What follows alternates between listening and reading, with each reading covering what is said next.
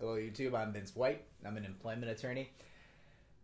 And I was watching a podcast done by Lex Friedman, who's an MIT-affiliated roboticist and artificial intelligence researcher. And I think it was episode 254.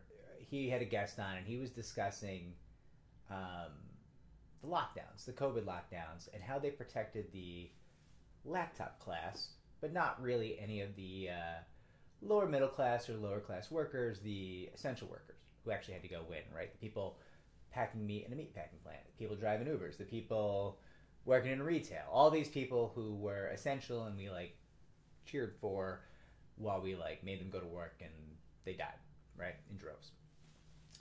And the discussion was, why did we adopt policies that really only protected the laptop class? And they didn't really reach an answer on the podcast, but I have a theory. I've got a theory, and this is tied to employment law because the laptop class is really overrepresented on Twitter, and there's basically three groups of people on Twitter, as I see it. There's the laptop class, there's politicians, and there's news media. That's about it. There's not really anybody else. Twitter's kind of like a 2006 thing. It's 2021. We're not really doing the Twitter anymore. You might see screenshots of Twitter posted to whatever platform you're on today. But I'll tell you what, people under 20 probably aren't seeing too much of it. And I don't think essential workers are on it because they're working, 2, 3 jobs to make ends meet, taking care of their family, that kind of thing. So the laptop class is really overrepresented on Twitter. And so politicians and news media extrapolate from the concerns of then just the laptop class. Because they're so vocal. Because they're at home kind of goofing off on the Twitter instead of working.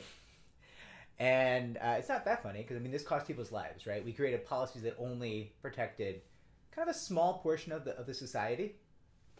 And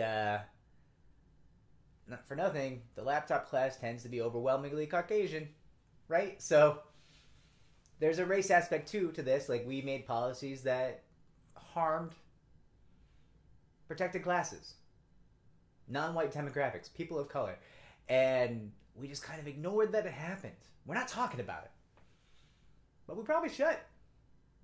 Probably should. And we should probably stop making decisions based on a micro section of the population being really loud on Twitter. We need to be thinking about everyone. Twitter is not a good method of gauging the temperature of the entirety of our society. It's just not. Most of our society is not on Twitter. We need a better mode of doing that, a better method of doing that, and we need it now. We need it right away because it's very clear that these lower earning workers, it doesn't seem like anybody really cares that much, and we need to do something about that. So, just my thought. Like and subscribe. Helps me tip up more people just like you. Comment down below. We can have a conversation about this. Stay safe out there.